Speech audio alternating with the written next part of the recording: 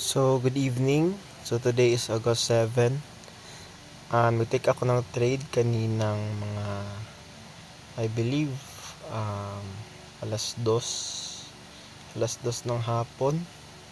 Then, na-close yung trade siguro mga 3 to 4 or 3 p.m. ng hapon. So, ito yung trade. Ito, tsaka ito.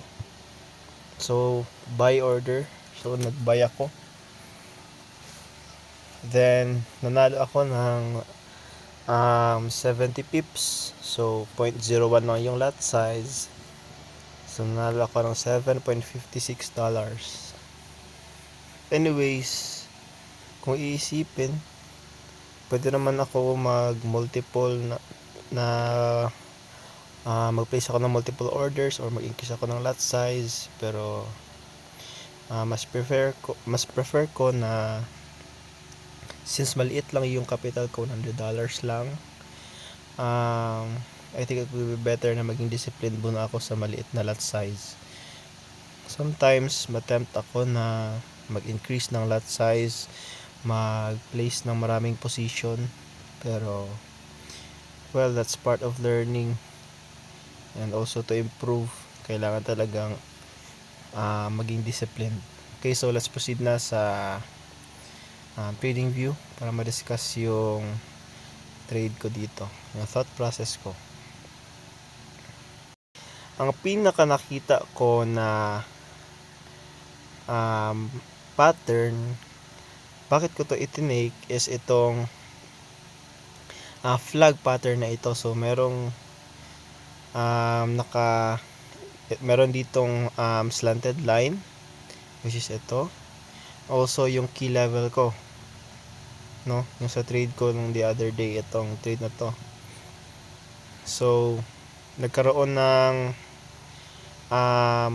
resistance dito sa key level na ito, itong horizontal, and also merong resistance sa slanted line na ito, so forming a flag na pattern.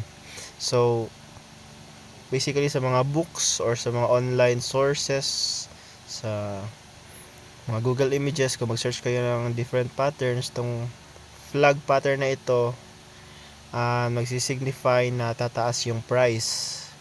So based doon, nagantay lang ako ng confirmation kung kailan ako magbabay. So sa trade na to, buy ang bias ko dito. Itinake ko itong trade na to sa 15-minute time frame. Pero tumingin ako sa 5-minute time frame para makita kung saan yung take profit na level ko. So sa trade na to, yung inuna kong i-figure out is yung kung saan ako mag-take profit bago yung stop loss ko. So as I have said from my previous video, so 1:1 lang muna yung risk reward ratio ko. So that is why naghanap na ako ng key level na kung saan ako mag-take profit, yung level ng take profit ko. Then I will adjust accordingly yung sell or yung stop loss ko.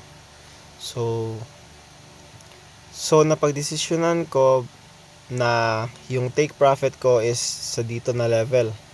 So meron kasi siyang resistance dito na side. So sa previous days, no, dito na price na sa mga 3393, around 3393 to 3395. So meron siyang resistance dyan. So naisip ko na baka mag top lang din dito yung price, tas bababa na naman, which is tama nga yung naging analysis ko. So nag-top na siya dito around siguro mga 3397, 3398. So match siya dito sa resistance level na to. Ito ang high dito. So around 3397. So sakto lang yung take profit na level na pinili ko. So basically yun lang talaga. And also nag-antay lang ako ng confirmation. So saan ba yung confirmation ko? So nag-place ako ng trade.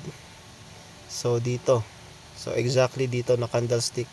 Yung na-break na niya yung key level. So itong may SO na line. So na-break na yung key level, which signifies na mag-continue upward na yung price. So dito na part, dyan talaga exactly dito ako exactly nag-take ng trade dito. Then nag-wait lang ako na tumaas yung price. Then luckily tumama talaga sa stop loss.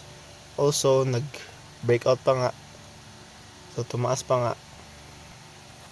So yun lang, 70 pips.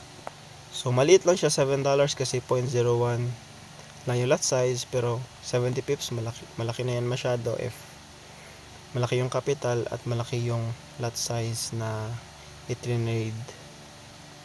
So basically yun lang talaga. So to recap, no? So meron akong flag pattern na nakita, which is ito, flag pattern. So based sa flag pattern na ito, ang movement daw dito is pa-upward. So ang bias ko is to buy. Next is naghanap lang ako nagantay lang ako ng confirmation na candle, which ito, itong malaking candle na green. Nag-place ako ng order. After ko nag-place ng order, naghanap na ako ng key level kung saan ko ilalagay yung take profit, which is dito. Then in-adjust ko yung stop loss ko to have a 1-1 risk reward ratio. Then let the price or let the trade play out. So yun, luckily no na pumunta sa atin or pumabor sa atin yung price. So yes, yun lang talaga.